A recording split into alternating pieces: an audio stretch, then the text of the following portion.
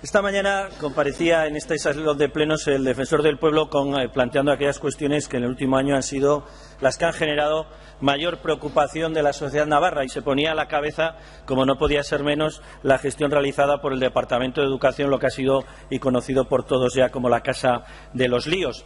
Entre esas quejas que se planteaban por parte de los ciudadanos al defensor del pueblo no escuchábamos ni veíamos esta cuestión que hoy se trae y se debate en esta moción, pero es que además estamos seguros, y ustedes coincidirán con nosotros, que no es la mayor preocupación y necesidad que tiene la educación navarra. ¿A que no?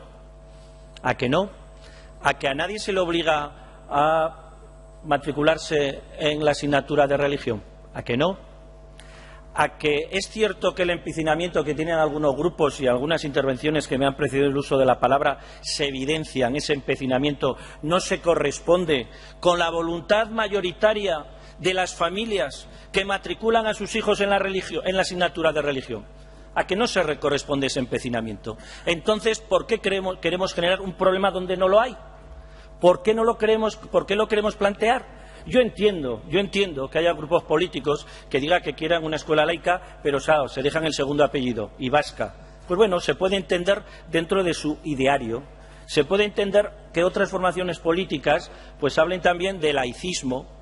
Pero claro, es que con todos mis respetos, España no es un país laico como lo es cualquier otro país, no es un país laico puro y duro. Señorías, que no, que España no es Francia. Y a pesar de eso, de que no es Francia, sin embargo, Francia también aporta su financiación, por ejemplo, al patrimonio, al mantenimiento del patrimonio de las diferentes iglesias y de manera especial de la Iglesia católica. Pero podríamos ver qué ocurre en otros países de Europa y del mundo. Es que parece que España es el único que tiene un acuerdo o una serie de acuerdos, que no concordato, señor Martínez, una serie de acuerdos con el Estado de la Santa Sede, del Vaticano, que no, que la mayoría de los países del mundo lo tienen, que con los dedos de las dos manos se pueden contar los países que no lo tienen establecido. Diferente, por supuesto que sí, yo no digo que no, pero también lo tienen establecido, y que incluso los países europeos también tienen la asignatura de religión en su sistema educativo.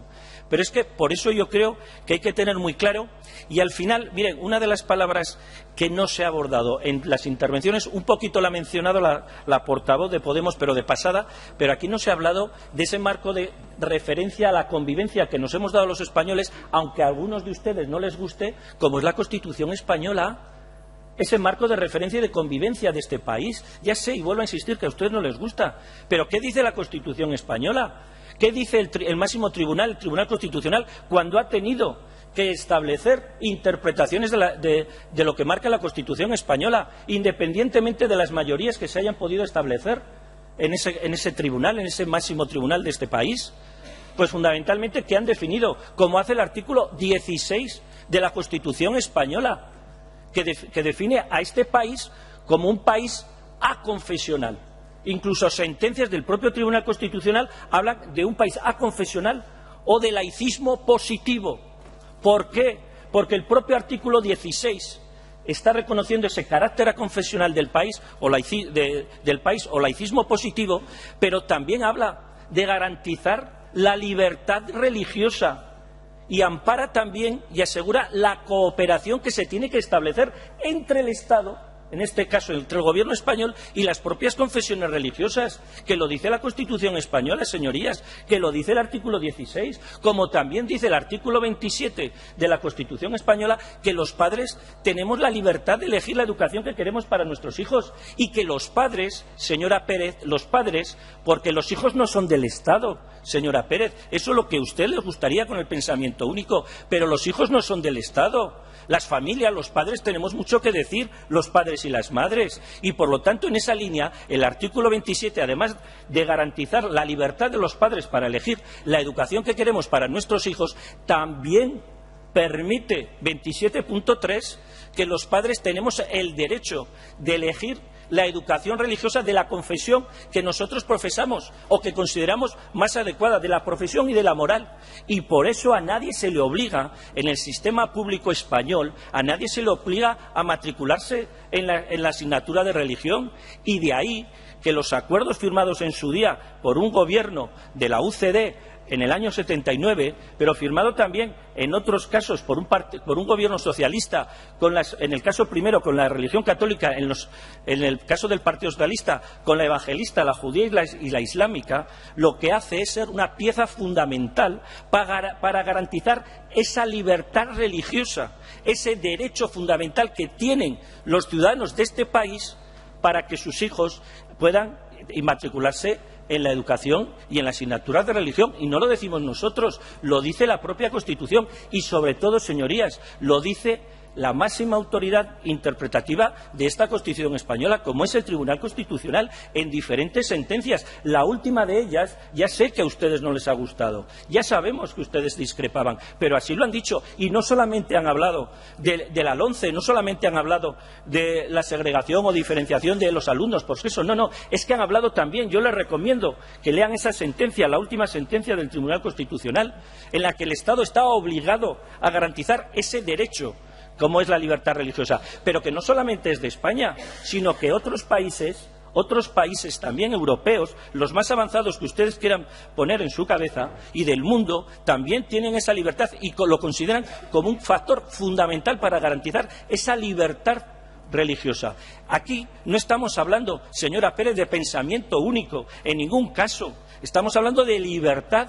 Ya sé que ustedes están un poco reñidos con el concepto de libertad, que a ustedes les gusta más el pensamiento único para todo, incluso como se ha comprobado hoy al afirmar que de los padres y los progenitores no tenemos ninguna obligación, ninguna responsabilidad con nuestros hijos, como si fuesen los hijos, vuelvo a insistir, del Estado. Y eso es un auténtico disparate y una auténtica barbaridad, y sobre todo es algo que no representa a la mayoría de la sociedad española en ningún caso. Los padres queremos lo mejor para nuestros hijos y somos nosotros los que tenemos esa responsabilidad, y por eso tenemos que actuar de la manera que lo estamos haciendo. Por lo tanto, desde nuestro punto de vista, este tipo de mociones solo vienen a evidenciar el sectarismo que caracteriza a algunos a la hora de abordar esta cuestión y, sobre todo, a la hora de ir en contra de la realidad social y de la mayoría de las familias que, a la hora de matricular a sus hijos también en las escuelas públicas navarras, lo hacen mayoritariamente, y las concertadas lo hacen mayoritariamente en la religión, en la asignatura de religión, y el que no quiere, pues puede ir a la alternativa, valores éticos, sociales, etcétera, etcétera, tanto en primaria como en secundaria. Pero es que además es curioso, porque yo ahí sí que voy a coincidir con algunos grupos, señor Martínez. A nosotros nos da la impresión, acertada o equivocadamente, que ustedes tienen la mala conciencia, y creemos que además están actuando con responsabilidad, porque hay 50.000 firmas encima de la mesa que están diciendo que no se reduzcan las sesiones semanales de religión. Y creemos que eso es responsabilidad, y eso es también de acuerdo con la Constitución, y esa voluntad mayoritaria hay que respetarlo.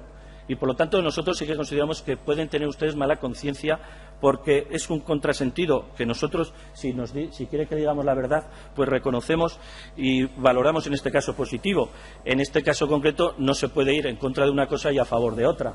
Pero bueno, han sido otros los reproches que se lo han hecho por parte de otros portavoces, y yo no entraré en esa cuestión. Pero lo que es evidente, y voy terminando, señora presidenta, que miren, el único superviviente de la comisión de la Nunciatura que firmó el acuerdo o negoció con el Gobierno de España los últimos acuerdos con la Santa Sede, José María Díaz Moreno, decía que los acuerdos firmados por parte del Gobierno español, en ningún caso, al ser un texto jurídico, no son tampoco perfectos, ni tampoco son incuestionables, que las circunstancias pueden variar y que se pueden actualizar como se han actualizado cuando ha interesado, y que, por lo tanto, en esa línea podrían estarse abiertos a ese tipo de modificaciones y de actualizaciones. Pero no solamente él, este jesuita, sino que también el propio presidente de la Conferencia Episcopal Española, Monseñor Blázquez, ha dicho que no tiene ningún problema a la hora de actualizarlos o modificarlos, siempre que se haga desde el acuerdo y desde el entendimiento, porque además ahí sí que tiene usted razón, y no la tienen otros portavoces. Estamos hablando de un tratado internacional y tenemos también unas limitaciones. Esto no se puede hacer de manera unilateral por parte del Gobierno de España. Ya sé que a algunos les interesaría esa confrontación y esa polémica. A los que tienen ciertas responsabilidades de Gobierno, sean ustedes o sea el Partido Socialista, estoy seguro que no, salvo que quieran llevar a su máximo extremo el sectarismo y la demagogia. Pero en este caso concreto creo sinceramente que eso hay que hacerlo, y si se hace no se puede hacer de ninguna manera de manera unilateral. Y, por lo tanto, en esa línea nuestro voto va a ser en contra, sobre todo porque hoy, una vez más, queremos levantar esa pancarta a la que a algunos les gusta mucho levantar en ocasiones, y nosotros queremos levantar esa pancarta de la libertad.